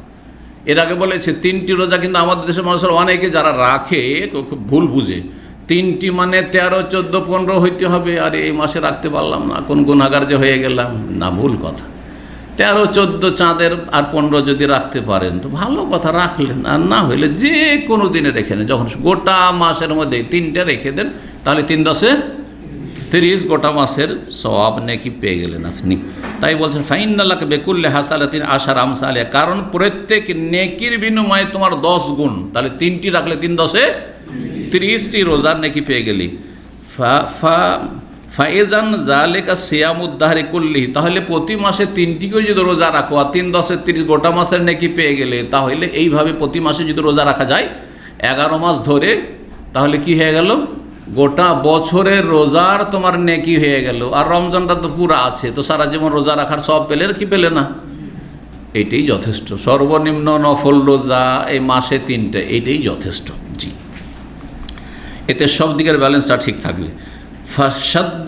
ফাশুদ্দিদ আলাইয়া, আব্দুল্লাহ বিন আমর বিন আস আবেগী ছিলেন এবং ইবাদত বন্দেগীতে অত্যন্ত উদ্গ্রীব ছিলেন, আগ্রহী ছিলেন। তিনি বলছেন যে আমি তখন কঠিন হয়ে গেলাম, না ইয়া রাসূলুল্লাহ, আমি 3টা রাখবো গোটা মাসে, আরও পারবো, আমি আরও পারবো, ইন্নী আজিদু বিকুওয়াতান, আমার আরও শক্তি আছে, আরও শক্তি আছে, আপনি কি বলেন, আমি আরও পারবো।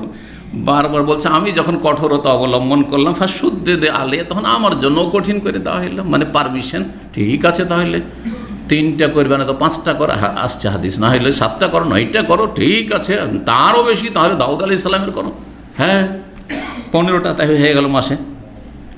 বলতো ইয়া রাসূলুল্লাহ, আমি বললাম ইন্নী আজিদু কুওয়াতান, যে চলে এসছে, আমি আমার শক্তি অনুভব করছি, আরও শক্তি আছে, আমার ক্ষমতা আছে। ফাসুম সিয়ামা নবী ইল্লাহি দাউদ আলাইহিস সালাম, তাহলে তুমি আল্লাহর নবী দাউদ আলাইহিস সালামের সিয়াম রোজা রাখো, ওয়ালা তাজিদ আলাই, এর বেশি কিন্তু করিও না, মাসে 15টার বেশি রোজা রাখিও না, একমাত্র শাবান ছাড়া, কিন্তু শাবান ব্যতিক্রম, শাবানে 20টা 25টা কোনো অসুবিধা নেই, রাখেন, শাবান ব্যতিক্রম। জি, কুলতু, আমি বললাম আমা সিয়াম নবী আল্লাহ দাউদ আলাইহিস সালাম, আল্লাহর নবী দাউদ আলাইহিস সালামের সিয়াম রোজা আবার কি ইয়া রাসূলুল্লাহ, কালা নিসফুদ্দাহর, অর্ধেক জামানা, অর্ধেক জামানা, অর্ধযুগ। ওয়াকান আব্দুল্লাহ ইয়াকুল, আব্দুল্লাহ বিন আমর বিন আস পরে বলতেন, বাদামা কাবেরা, বার্ধক্যে পৌঁছে যাওয়ার পর, বার্ধক্যে উপনীত হওয়ার পর বা বুড়ো হয়ে যাওয়ার পর কি বলতেন, ইয়া লাইতানি, হাই, কি বলতেন, হাই কাবেল তো রুখসাতান নবী সাল্লাল্লাহু আলাইহি সাল্লাম, যদি নবী সাল্লাল্লাহু আলাইহি সাল্লামের ছাড়টা আমি সাদরে গ্রহণ করে নিতাম, কত না ভালো হইতো। নবী সাল্লাল্লাহু আলাইহি সাল্লাম বলছে 3টি, ওই 3টাই যদি করতাম, 5টা ওই 5টাই মাসে করতাম, 7টাই করতাম, তাও ভালো হইতো আমার জন্য। কারণ বার্ধক্যে অনেক কষ্ট করতে হয়েছে, দৃষ্টিশক্তি চলে গেছে, শরীর একবারে ক্ষীণ হয়ে গেছে, বিছানা ধুয়ে নিতে হয়েছে, আর নিজের কাজগুলি নিজে সারতে পারছেন না, মুখাপেক্ষী হয়ে গেছেন। পরে আমাদের পেশাব পায়খানার জন্য কারো যদি মুখাপেক্ষী হয়, ওর চাইতে অনেক ভালো যে সুস্থ থেকে দুনিয়া থেকে চলে যাবেন। আমি সবসময় আল্লাহর কাছে দোয়া করি যে আল্লাহ কারো যেন একদিনও মুখাপেক্ষী না হইতে হয়, সুস্থ থেকে আল্লাহর কাছে চলে যায়। জি, এটা সবচেয়ে ভালো, এটা আল্লাহর বড় নিয়ামত একটা দুনিয়ার। 1976 নম্বর হাদিস। জি, আব্দুল্লাহ বিন আমর, ওই হাদিসটা এসছে, কারণ উখবেরা রাসূলুল্লাহ সাল্লাল্লাহু আলাইহি ওয়াসাল্লাম আন্নী আকুল, রাসূলুল্লাহ সাল্লাল্লাহু আলাইহি ওয়াসাল্লামকে জানিয়ে দেওয়া হয়েছে, কেউ রিপোর্ট করে দিয়েছেন নবী সাল্লাল্লাহু আলাইহি ওয়াসাল্লামের কাছে যে জানেন আব্দুল্লাহ বিন আমর বিন আস কিন্তু নফল রোজা আর তাহাজ্জুদে খুব বাড়াবাড়ি করছে, এত বেশি নফল পড়ছে, আর এত বেশি রাত জাগছে, আর এত বেশি রোজা রাখছে নফল। জানিয়ে দেওয়া হয়েছে। কি বলেছিলেন তিনি? এই কথাটি, তার এই উক্তিটি পৌঁছিয়ে দেওয়া হয়েছে। ওয়াল্লাহি, আব্দুল্লাহ বিন আমর বলছেন, আল্লাহর কসম করে বলছেন, লা আসুমান্নান নাহারা ওয়ালা আকুমান্নাল লাইলা মা ইশতু, যতদিন বাঁচব আমি সারা রাত তাহাজ্জুদ পড়ব আর সারা জীবন কি করব? রোজা রাখবো, সিয়াম পালন করব। এই কথাটি তিনি, এই বক্তব্য যে বলেছেন নিজের সম্পর্কে, এই কথাটি নবী সাল্লাল্লাহু আলাইহি ওয়াসাল্লামের কাছে পৌঁছে দেওয়া হয়েছে যে এইরকম বলছে, কি এটা কি শরীয়তে এলাও? ফাকুলতু লাহু, নবী সাল্লাল্লাহু আলাইহি ওয়াসাল্লাম জিজ্ঞাসা করলেন যে এইরকমটা কিন্তু পৌঁছেছে তোমার সম্পর্কের রিপোর্ট। তখন বলছেন আব্দুল্লাহ বিন আমর যে আমি নবী সাল্লাল্লাহু আলাইহি ওয়াসাল্লাম বললাম যে কাদ কুলতুহু বে আবি আনতা ওয়া উম্মি, আমার মাতা পিতা আপনার ওপর কোরবান হোক, উৎসর্গ হোক, আমি কিন্তু এই কথা বলেছি। স্বীকার করলেন যে হ্যাঁ আমি এরকম কথা বলেছি। কালা ফাইন্নাকা লা তাস্তাতিউ যালিকা, এটা পারবে না তুমি, এমনটা করিও না। সারা জীবন রোজা রাখবে আর সারা রাত জাগবে আর তাহাজ্জুদ পড়বে, এটা করিও না, নিষেধ করলেন। হিতাকাঙ্ক্ষী হয়ে নিষেধ করলেন ফাসুম, রোজা রাখো, ওয়াফতের মাঝে মাঝে ছাড়ো, অকুম, রাত্রে তাহাজ্জুদও পড়ো আর নাম আর ঘুমাও, অসুম মিনাশ শাহরে সালাসাত আইয়াম, মাসে 3টা করে রোজা রাখো। তারপরে বলছেন 3টি রাখলে কি হয়? ফাইনাল হাসানাতে বি আশরি আমসালিহা, নেকি 10 গুণ হয়ে যাওয়া। যালিকা মিসলু সিয়ামিদ দাহরি, এটাই হচ্ছে সারা জীবনে রোজা রাখা। 3টা করে রোজা রাখলেই সারা জীবনে রোজা রাখার সওয়াব পেয়ে গেলে। তারপরে কি বলছেন? কুলতু, আব্দুল বিন আমর বলছেন যে ইন্নি অতীকো আফজাল মিন যালিকা ইয়া রাসূলুল্লাহ, আমি তো এর চাইতে বেশি পারবো, আমি তো এর চাইতে বেশি পারবো। কালা ফাসুম, কি বললেন তারপরে? ফাসুম ইয়াওমান ও আফতার ইয়াওমাইন, একদিন তাহলে রোজা রাখো আর 2 দিন পানাহার করো। হ্যাঁ, তার মানে 12 মাসের মধ্যে 3 ভাগ করেন, 4 মাস রোজা রাখো আর 8 মাস রোজাবিহীন থাকো, এরকম। তারপরে বলছেন কুলতু, আমি বললাম এন্নি অতীকা আফজাল মিন যালিকা, আমি এর চাইতে বেশি পারবো, এর চাইতে বেশি পারবো। কালা ফাসুম ইয়াওমান ওয়া আফতির ইয়াওমান, তাহলে একদিন রোজা রাখো, একদিন রোজা ছাড়ো। ফাযালিকা সিয়ামু দাউদ আলাইহিস সালাম, এটি হচ্ছে দাউদ আলাইহিস সালামের সুন্নতি রোজা, তার তরিকা আদর্শ। ওয়া হুয়া আফজালুস সিয়াম, এটি হচ্ছে সবচেয়ে উৎকৃষ্ট রোজা, নফল রোজা। এর চাইতে উত্তম হতে পারে না, এর চাইতে উত্তম রোজা হতে পারে না বলছেন। ফাকালান নবী, তারপরে দরখাস্ত বলছেন আব্দুল্লাহ বিন আমর, ইন্নী অতীকা আফজাল মিন যালিক ইয়া রাসূলুল্লাহ, এর চাইতে বেশি পারবো আমি, মানে 6 মাসের চাইতে বেশি পারবো, আরও পারমিশন দেন। ফাকালান নবী সাল্লাল্লাহু আলাইহি ওয়াসাল্লাম, তখন বললেন আফজাল মিন, এর চাইতে উত্তম কিছু নেই, এর চাইতে উত্তম কিছু নেই। তার মানে এর চাইতে বেশি কেউ যদি রাখে তো উত্তম নয়। এ হাদিস দ্বারা বোঝা গেল কি গেল না? হাদিস শেষ, এখন মাসলাটা ক্লিয়ার করি। বলেছিলাম যে বিস্তারিত বলবো। আমি কি বলেছি? যে সারা জীবনে রোজা রাখা, কি বলেছি? ঠিক নয় কথাটা বলেছি, মনে আছে? ঠিক নয়। এখন সারা জীবন কেউ যদি রোজা রাখে, মানে গোটা মাস রোজা রাখলো, রমজান তো ফরজ আর বাকিগুলো সুন্নত নফল, গোটা মাস রাখতে আছে, গোটা মাস যদি রাখে তো এর হুকুম কি? এই ক্ষেত্রে ওলামাদের 3টি মত পাওয়া যায়, 3টি মত পাওয়া যায়। একটি মত হচ্ছে মাকরুহ, কি? মাকরুহ, মাকরুহ তানজিহ, অপছন্দনীয় কিন্তু হারাম নয়, অপছন্দনীয় কিন্তু হারাম নয়। একটু আগে বললাম অপছন্দনীয় যেটা সেটাও ঠিক নয় বলা যেতে পারে, ঠিক না? ঠিক নয় কাজটা। একটি মত, এটা হচ্ছে হানাফি মজহাব, এটা হচ্ছে ইমাম ইবনে তাইমিয়া রাহিমাহুল্লাহর উক্তি। শুনে রাখেন, এই মাসলায় কিন্তু হানাফি মজহাব বেশি শক্তিশালী আমাদের কাছে। তাহলে এখান থেকে আমরা বুঝিয়ে দিই হানাফি ভাইদেরকে, যারা গোড়া হানাফি, তাদেরকে যে আমরা কোনো মজহাবের দুশমন না। কারণ অনেকে মনে করে যে এরা শুধু হানাফিদের বিরুদ্ধেই বলে, নাকি? না, ভুল কথা। আমরা ভুলের বিরুদ্ধে বলি। কিসের বিরুদ্ধে? দুর্বলের বিরুদ্ধে বলি। শক্তিশালী যেটা ওটা মানতে বলি মানুষকে।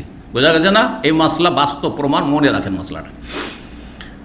মাকরুহ হানাফি মজহাব কি করা? সারা জীবন নফল রোজা রাখা। এই মতটি কি আমি কে? ইমাম ইবনে তাইমিয়া রাহিমাহুল্লাহ।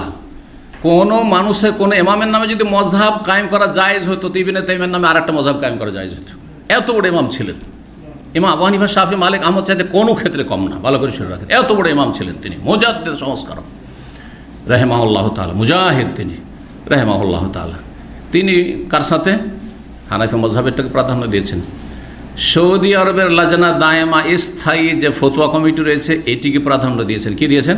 যেটি হচ্ছে মাকরু। শাইখ ইবনে বাজ রাহমাতুল্লাহ আলাইহি বলছে মাকরু কারাহাতান শাদীদা, মাকরু মানে হালকা মাকরু না, কঠিন মাকরু। এই শব্দটা বাড়িয়েছেন তিনি তার ফতোয়ার উত্তরে। কি বলছেন? সারা জীবন নফল রোজা রাখা মাকরু কারাহাতান শাদীদা, কঠিন মাকরু। তাহলে জেনে নিলেন একটা মত। এই মতটি বেশি শক্তিশালী দলিলের আলোকে। দ্বিতীয় মত হচ্ছে যে সারা জীবন রোজা রাখা হারাম, সারা জীবন রোজা রাখা হারাম। এই মতটি হচ্ছে ইমাম ইবনে হাজম রহমতুল্লাহ আলাইহির আল মুহাল্লা, তার ফিকহের কিতাব রয়েছে, তাতে এই বিষয়টি তিনি স্পষ্ট বলেছেন। কারণ নবী সাল্লাল্লাহু আলাইহি ওয়াসাল্লাম যেহেতু নিষেধ করেছেন আর এর চাইতে উত্তম নয়। তারপরে দলিল আরেকটি হাদিস, লা সামা মান সাবাল আবাদ, আসছে সামনে হাদিস, সামনে সপ্তাহে ইনশাআল্লাহ আসবে। যেই ব্যক্তি সারা জীবন নফল রোজা রাখলো সে যেন রোজা রাখলোই না, সে যেন রোজা রাখলেন। সারা জীবন রোজা রাখলেন তো রোজা না রাখার মতো আপনার, তার মানে যে গুনার কাজ করলো তাহলে হারাম, ঠিক কিনা? এটি হচ্ছে ইবনে হাজম জাহিরি। জাহিরি আর একটি মযহাব রয়েছে, যে মযহাবের অনুসারী আজকাল কম আছে বা নেই বললেই চলে, এই নামে নেই, কিন্তু জাহিরি আচরণটা আছে ফতোয়ার ক্ষেত্রে কিছু লোকের, এই আচরণটা আছে, যদিও এই নাম দিয়ে তারা চলে না। এইটা জাহিরি মযহাবের অধিকাংশ ফতোয়াতে কিন্তু এই ভুলগুলি আছে। তো কিন্তু এই ক্ষেত্রে ওনার মত হচ্ছে কি রাহিমাহুল্লাহ তাআলা, তিনি বড় একজন ইমাম ছিলেন, তিনি বলছেন যে হারাম, সারা জীবন নফল রোজা রাখা হারাম। কয়টি মত হইল? দুটি মত হয়ে গেল, দলিলগুলির দিকে ইঙ্গিত করে দিলাম। তৃতীয় মত হচ্ছে হাম্বলীদের আর শাফিঈদের আর মালিকীদের, তিন মযহাবের। তাহলে সংখ্যাগরিষ্ঠ কিন্তু এরাই, সংখ্যাগরিষ্ঠ এরা। তারা বলছেন যে সারা জীবন নফল রোজা রাখা জায়েজ বরং মুস্তাহাব, জায়েজ বরং মুস্তাহাব। তো এতগুলি হাদিস যে পড়লাম, এই জন্যই তো ইবনে তাইমিয়ার মতো ইমাম, তিনি বংশগত, তিনি হাম্বলী এবং হাম্বলী ফিকহ প্রথম পড়েছেন। সৌদি আরবে আমরাও লেখাপড়া করেছি, তারপরে এই হাম্বলী মতকে আমরা প্রাধান্য দিলাম না। কথা বোঝা গেছে? জমহুর অধিকাংশ মেজরিটি আলেম ওইদিকে, আইম্মা ওইদিকে, তারপরে সেই মতটিকে প্রাধান্য দিলাম না। বোঝা গেছে? কি বলছেন? যে সারা জীবন নফল রোজা রাখা মুস্তাহাব, শাফি, মালিকি এবং হাম্বলী মযহাবে। তারা এই উত্তরগুলো কীভাবে দিয়েছেন? হ্যাঁ, কখন হারাম হবে? এই হাদিসগুলো যেটাতে বলা হয়েছে যে যেই ব্যক্তি সারা জীবন রোজা রাখলো সে রোজা রাখলো না, তারা বলছে যে এইটার উদ্দেশ্য হচ্ছে কেউ যদি ওই হারাম দিনগুলি যে 5টি আছে রোজা রাখা, ওই দিনগুলোও যদি এতে সামিল করেন রোজা রাখে, তখন সে গুনাহগার হবে। এটা সবার মতে, কিন্তু বছরে 5 দিন কেউ সারা জীবন রোজা রাখতে গিয়ে যারা জায়েজও বলেছেন বা মুস্তাহাব বলেছেন জমহুর, তারাও বলছেন 5 দিন রোজা রাখা হারাম, এই 5 দিন বাদ দিতে হবে। কি 5 দিন?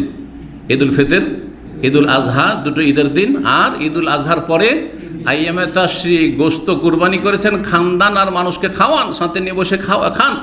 সুতরাং 11, 12, 13 হয়ে গেল জিলহজ মাসের এই 4টা দিন, আর ঈদুল ফিতর, পহেলা শাওয়াল, এই 5টি দিনে রোজা রাখা জায়েজ নয়, 5টি দিনে রোজা রাখা জায়েজ নয়। তো এই 5টি দিন যদি সামিল করে তখন ওই হাদিসগুলি ফিট হবে যেগুলিতে নবী সাল্লাল্লাহু আলাইহি ওয়াসাল্লাম নিষেধ করেছে। বাকি 5টি দিন বাদ দিয়ে কেউ যদি রোজা রাখে, আর একটি শর্ত লাগিয়েছেন, এই সারা জীবন নফল রোজা রাখতে গিয়ে যেন কোনো ফরজ ওয়াজিব হক নষ্ট না করে, কারো চাকরি করে ডিউটির হক নষ্ট না করে। সারা জীবন রোজা রাখতে গিয়ে স্ত্রীর কাছে যেতে পারে না, কারণ রোজা রেখে রেখে এমন দুর্বল হয়েছে যে ওর চাহিদা, স্ত্রীর উপর চাহিদা নেই, তখন না যায়। এই শর্তগুলো কিন্তু এরা রেখেছেন, এই যে 3 মযহাবের লোকেরা এই শর্ত রেখেছেন। হ্যাঁ, এত শক্তিশালী যে সারা জীবন রোজাও রাখে, আর স্ত্রীর হক আদায় করতে পারে, ছেলে মেয়েদের যেসব ডিউটি আছে, কাজকর্ম আছে, সেগুলোও করতে পারে, ব্যবসা বাণিজ্য রুজি যেটা করছে সেটাও করতে পারে, অথবা চাকরি করছে, চাকরি তো মাশাআল্লাহ ঠিক আছে, আর শরীরটাও ঠিক রেখেছে, বড় ধরনের কোনো ক্ষতিও দেখছেন না, শরীরের ওপর কোনো কুপ্রভাব পড়ছে না, তাহলে তখন তারা বলছে সারা জীবন নফল রোজা রাখা জায়েজ অথবা মুস্তাহাব। কয়টি মত হলো? 3টি মত হলো। কোনটা প্রাধান্য দিলাম? একটা হচ্ছে মাকরু তাহরিমি, মাকরু তাহরিম মানে হারাম, জাহিরি মত। আর একটি হচ্ছে মাকরু তানজি বা মাকরু কারাহা শাদীদা, মাকরু হারাম নয় কিন্তু অপছন্দনীয়, আর এটি বেশি শক্তিশালী। আর একটি হচ্ছে যে সারা জীবন নফল রোজা রাখা জায়েজ বা মুস্তাহাব। আবার বলছি যে সারা জীবন রোজা রাখা মাকরু, অপছন্দনীয়। শাইখ ইবনে বাজ রাহিমাহুল্লাহর কথাটি বেশি আমাকে পছন্দ লেগেছে, মাকরু কারাহাতান শাদীদা, কারণ নবী সাল্লাল্লাহু আলাইহি ওয়াসাল্লাম কঠোরভাবে যখন নিষেধ করেছেন, তখন কমপক্ষে সেটা ঘৃণিত কাজ, অপছন্দনীয় কাজ, যাতে কারাহা শাদীদা, কঠিন কারাহাত রয়েছে, না করে উচিত। আল্লাহু আ'লাম। ওয়া সাল্লাল্লাহু সাল্লাম আলা নবিয়িনা মুহাম্মদ ওয়া আলা আলিহি ওয়া সাহবিহি আজমাইন।